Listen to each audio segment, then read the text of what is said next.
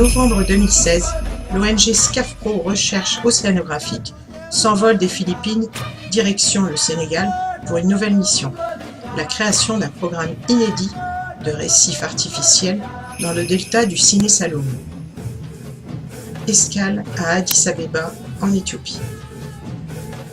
Arrivé à Dakar, 28 heures plus tard, où nous attend la délégation du conseil départemental de Foundiougne, qui est à l'origine du projet, en relation avec le conseil départemental de la Gironde, dans le cadre de la coopération décentralisée. 6 heures de sommeil, et nous reprenons la route du bureau des aires marines protégées pour rencontrer les acteurs du projet. Président du conseil régional de Fatick. Je suis un enseignant à la retraite et un parlementaire à la retraite. Oundar Fall, le secrétaire général du conseil départemental de Foundiougne. Moi, c'est colonel Abdoulaye Diop, je suis le directeur des aires marines communautaires. Et à cela, il y a aussi le parc national du delta du Saloum. Et l'ensemble du delta du Saloum est érigé réserve de biosphère et aussi est zone humides d'importance internationale et site culturel du patrimoine mondial. Pour ne pas dire, faire partie également du réseau des 7 plus belles baies du monde.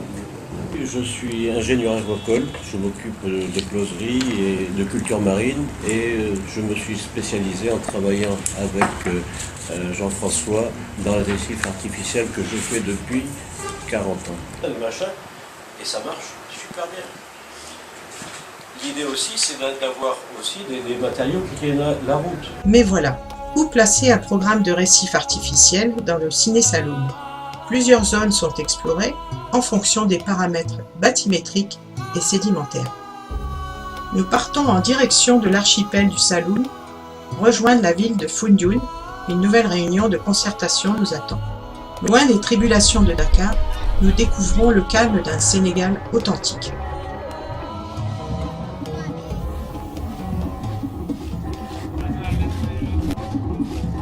Alors, monsieur Jeff et Dominique, vous avez ici devant vous des partenaires avec qui vous allez échanger pour voir vraiment comment est-ce qu'on va mettre en œuvre les récifs là, nos récifs artificiels. À son heure, parce qu'aujourd'hui au Sénégal, on parle de la raréfaction de l'espèce. Donc il faut absolument qu'on trouve des solutions pour pallier ces difficultés. De venir vous aider, mais en même temps un petit peu de nous aider. C'est un échange, je pense, gagnant-gagnant. Il semblerait que dans les îles, il y ait une population qui se maintienne. Ce qui est loin d'être le cas dans les autres zones rurales du Sénégal, comme c'est le cas d'ailleurs dans les zones rurales en France. Somone n'est pas le marin, c'est dans le département de Foundiougne. Somone n'est pas, Palmarin, c'est le département de Fatick, je crois. Et Somone, c'est le département de Mbour. Il y a l'île aux oiseaux, ici, là-bas. Ce qui est en rouge, le rouge, c'est parce que ça doit être intégralement protégé. Préparation de la logistique de plongée.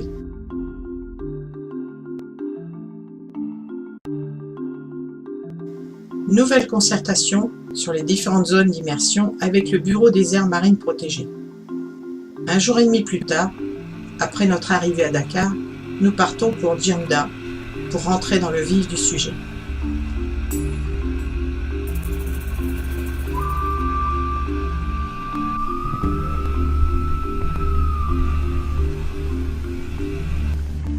Trois heures de pirogue et nous arrivons à notre destination finale, Djirnda, une île enclavée où les seuls revenus viennent de la pêche et d'un écotourisme en développement.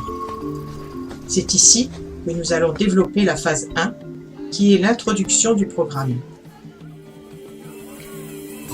Après avoir rencontré les acteurs de poids du projet de Dakar pour cerner les besoins, les problèmes, il faut expliquer les enjeux et retombées économiques et expliquer collectivement toutes les possibilités que peuvent apporter un programme de récifs artificiels à la région. Nous allons créer une équipe dirigeante locale qui sera à même de gérer seule et développer un projet. Elle va être formée par SCAFPRO France aux techniques de fabrication et d'immersion, aux exigences, aux contraintes, à l'histoire des récifs artificiels et même à la plongée scientifique, grâce à l'aide précieuse des aires marines protégées. Nouvelle réunion à la mairie de Djirnda pour expliquer le projet aux habitants et chefs de villages voisins. Les îles du Saloum sont situées dans une zone entièrement plate qui s'élève à moins de 5 mètres d'altitude. L'aire marine protégée du Gandoul couvre une superficie d'environ 115 732 hectares.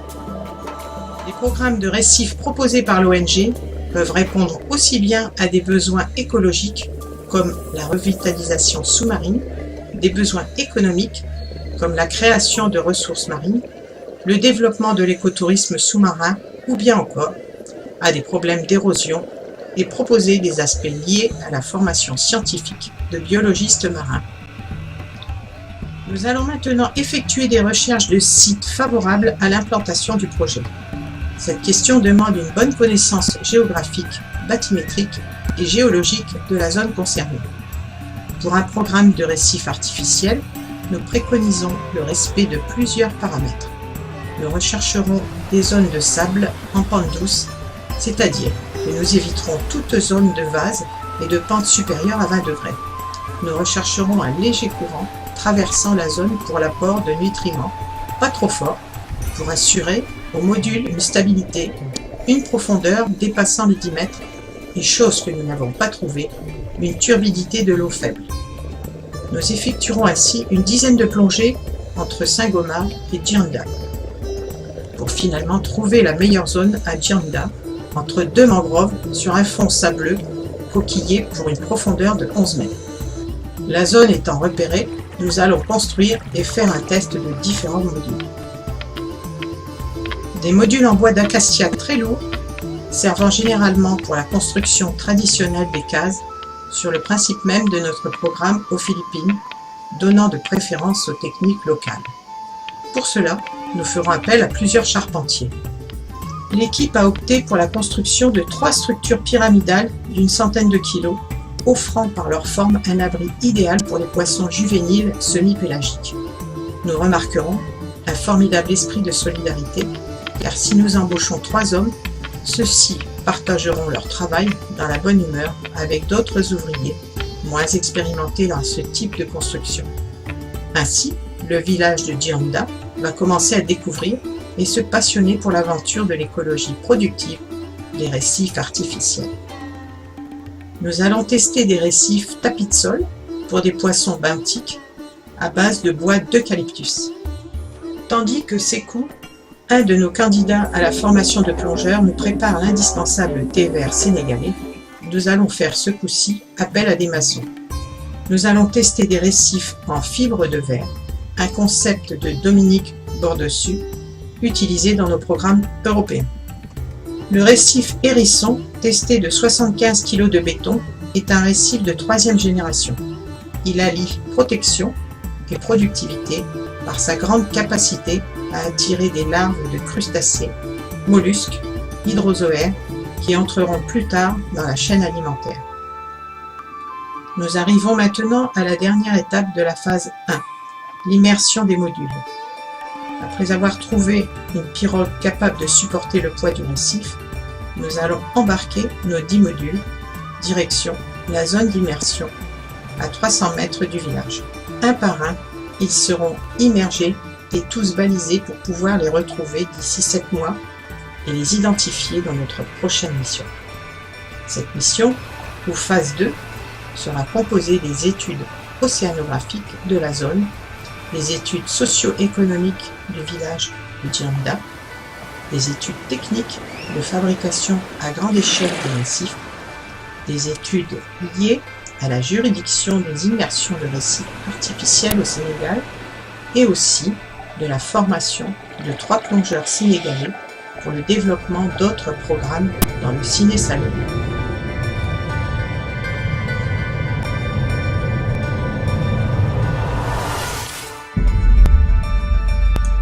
« 15 juin 2017. L'équipe de l'ONG SCAF-Pro se rend de nouveau au Sénégal pour réaliser la phase 2 de la mission Drywood. Comment les récifs tests ont évolué? La population locale est-elle autant motivée et dynamique? Comment le projet va être perçu?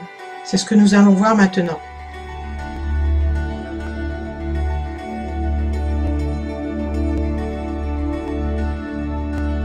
Après quelques heures de vol et une courte nuit, nous voici à Dakar, le point de départ de notre deuxième mission. Nous arrivons en pleine manifestation. L'atmosphère est quelque peu menaçante, mais nous n'avons pas le temps de nous y attarder, chaque seconde compte. Point maintenant important, après avoir retrouvé l'équipe politique du conseil départemental de Foundiougne, dans la joie et la bonne humeur, nous devons récupérer le matériel de plongée, censé être arrivé depuis le port du Havre au port de Dakar. Le trajet a duré presque un mois. Heureusement, celui-ci est bien arrivé. Nous le changeons, puis, sans tarder, nous partons sur Foundiougne. Comme en novembre dernier, nous ressentons la même impression de calme et de tranquillité. Plus nous nous éloignons de Dakar. Jacques Respeau, conseiller général de la Gironde. Bonjour Jacques, qu'est-ce que fait le conseil général de la Gironde au Sénégal? Nous sommes allés avec le département de Foundiougne, parce que le département de Foundiougne a des caractéristiques qui sont quasiment identiques à la Gironde. Il y a une longue côte, il y a une zone rurale qui est très importante, il y a un certain nombre de problèmes qui sont communs, et donc ça nous permet d'avoir à la fois des caractéristiques communes entre le département de Foundiougne et le département de la Gironde, et à partir de là d'avoir des actions communes. Alors, une des actions communes, ce que nous avons voulu développer dans ce département de Foundiougne, c'est l'écotourisme, un développement, je dirais, harmonieux de ce site. C'est pour ça que nous avons foncé avec vous, avec également le parc régional de Gascogne, pour essayer de développer un écotourisme sur le secteur. Il n'y avait plus de poissons. Vous avez créé des récifs pour ramener du poisson. À partir du poisson, il y a des oiseaux qui reviennent. À partir des oiseaux, des poissons, il y a des touristes qui reviennent. Il y a donc toute une économie qui est en train de repartir sur le secteur. Et je crois que c'est ça, c'est un enrichissement très important pour ce secteur. Mais c'est aussi valable pour nous. On connaît les problèmes de la côte océane sur la Gironde. Et nous pouvons, à partir des recettes que nous tirerons au Sénégal, avoir des recettes également pour notre côte aquitaine, qui en a bien besoin.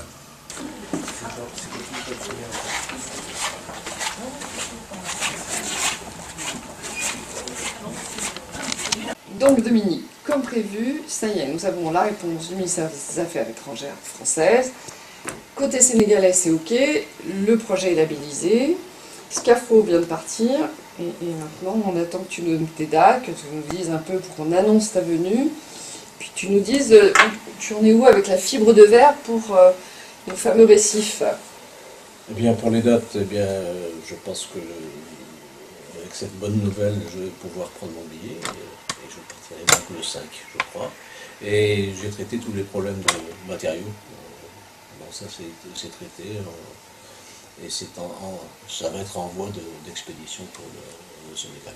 Donc et nous avec Guillaume, on s'arrange avec le secrétaire général à Foundiougne pour qu'il n'y ait aucun problème à la douane et que voilà, ce soit transparent et que la fibre vous soit bien délivrée et arrive sur site. C'est peut-être une autre aventure. À l'heure actuelle, nous ne savons pas encore que nous découvrirons ces merveilles, cette vie richissime, fixée et vivant sur les récifs test que nous avons coulés en novembre dernier. Nous arrivons à Foundiougne, le trajet est le même que l'an dernier. Nous nous documenterons par la suite et apprendrons que Foundiougne est une des plus anciennes communes du Sénégal. Elle a été fondée en 1917. Grâce à sa position stratégique sur le Siné Saloum, liée à sa proximité de l'océan notamment, elle est un important port de commerce. Foundiougne est située à près de 5000 km de Bordeaux à vol d'oiseau.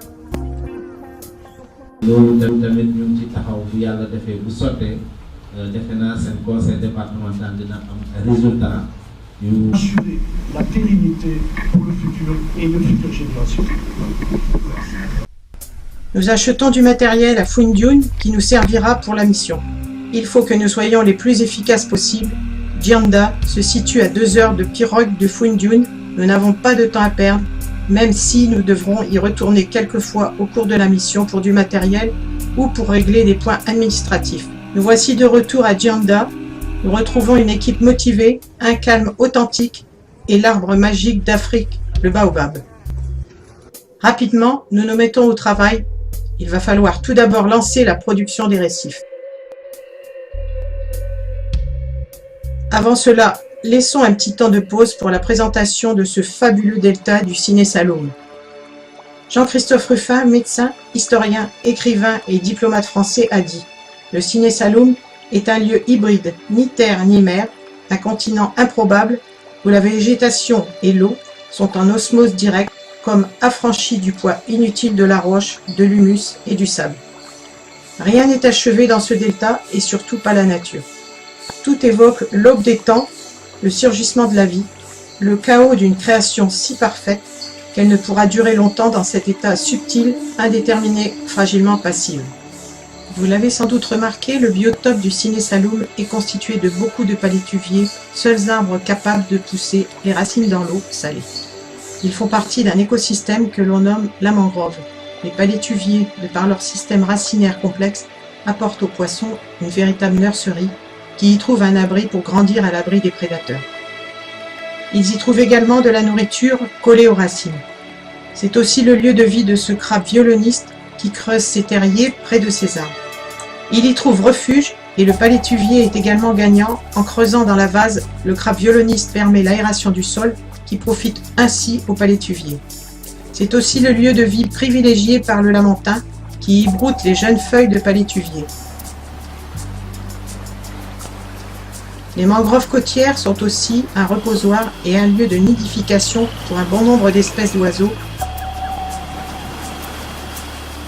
comme ici ce pélican venu sécher ses ailes dans le village.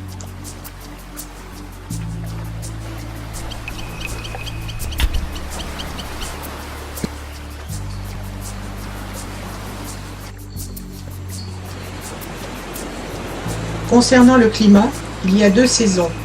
La saison sèche, qui s'étend d'octobre à mai, et l'hivernage, la saison des pluies, qui rythme le reste de l'année. Paradoxalement, c'est durant cette saison qu'il fait le plus chaud.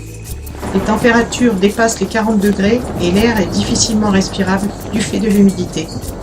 Il y a le plus souvent un orage par jour qui rafraîchit bien l'atmosphère. 3 jours après notre arrivée, le temps de tout mettre en place, nous partons plonger. Moment tant attendu qui définira le reste de notre mission. Comment les récifs coulés en janvier dernier ont-ils évolué? Moment d'intense émotion. Nous découvrons des récifs pleins de vie, colonisés par diverses algues et éponges, des poissons qui vivent au sein même des récifs. Instant magique qui restera gravé dans nos esprits. Observons en silence ce moment merveilleux.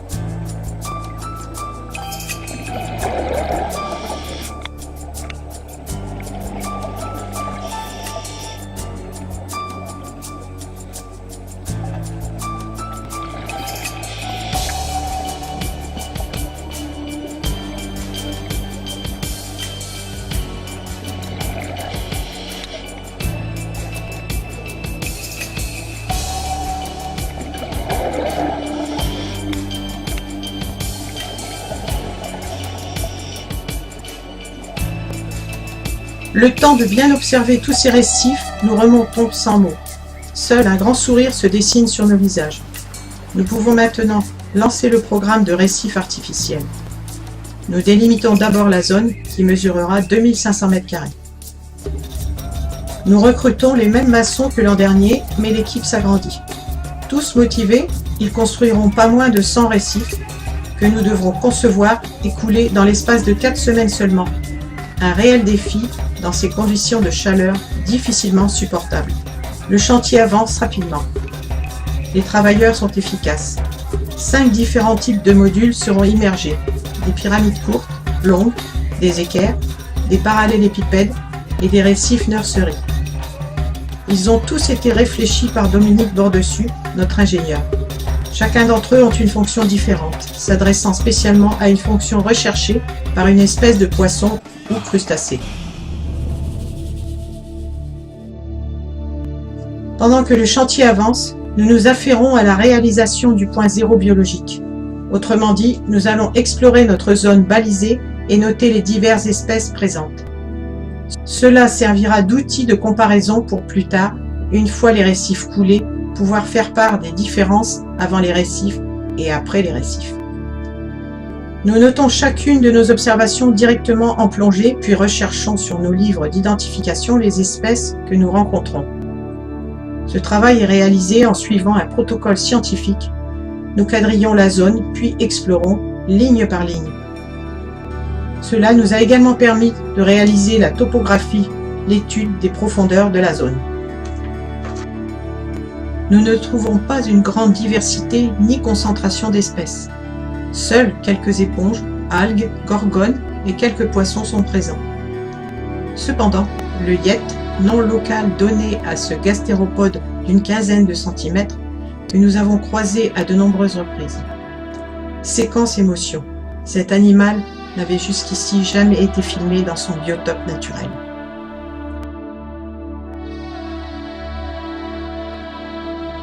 Une autre partie de la phase 2, réalisée par Dominique, consiste en l'étude économique, sociale et juridique de Djironda.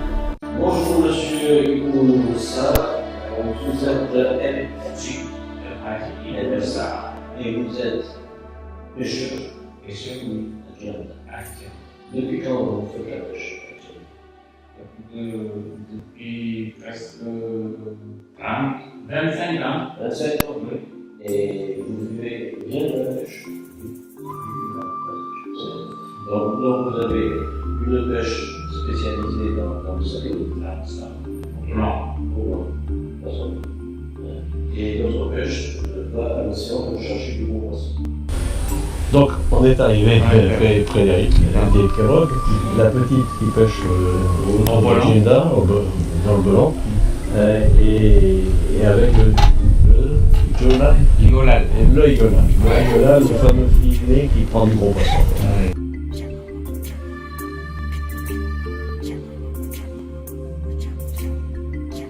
Autre point important de notre venue ici, la formation de 3 plongeurs locaux à la plongée d'abord, puis à la plongée scientifique. Partie assez complexe, puisque un d'entre eux ne savait pas nager.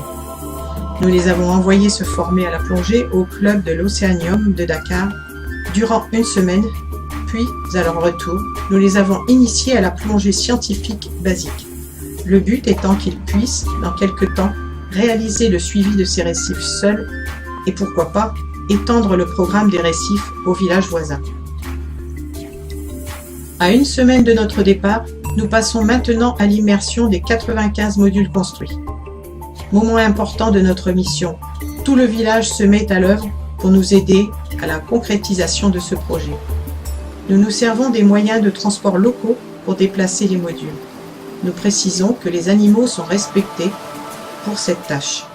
Il nous aura fallu plus de 2 jours pour tous les couler, chaque récif pesant environ 50 kg.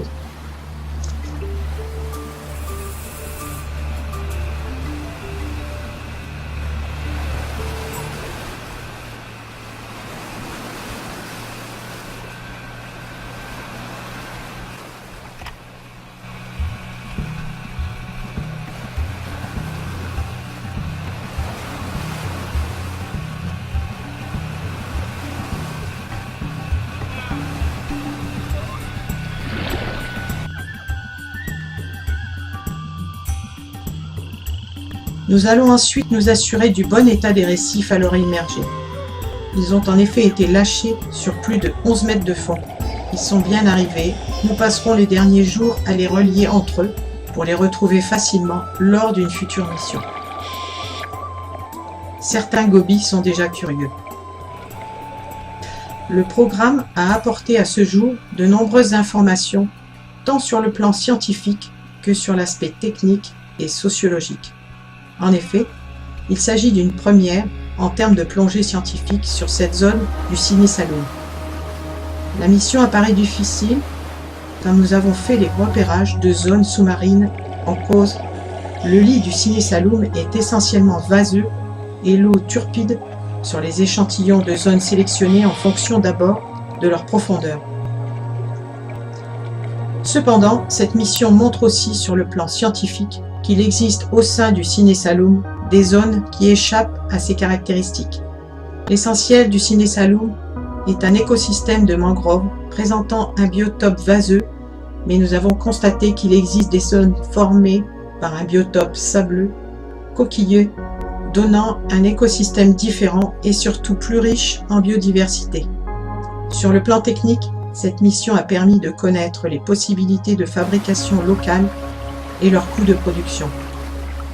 Notre ONG travaillant également aux Philippines, nous pouvons donc comparer les chiffres. Nous sommes sensiblement sur les mêmes prix tout en utilisant des formes et des matériaux différents. Nous restons sur une moyenne de 25 € en coût de fabrication pour un module de 1,5 m construit et immergé. Sur le volet juridique, nous avons une très grande chance de travailler avec les aires marines protégées qui ont donné le cadre légal du programme. Nous avons rencontré des agents d'une grande qualité professionnelle. Cette relation ONG, département, État est très prometteur pour la région. En conclusion, nous donnons un avis favorable sur la continuité du projet. En effet, la grande mobilisation du village et des pêcheurs locaux et des agents AMP montre une précieuse synergie rarement rencontrée dans d'autres missions.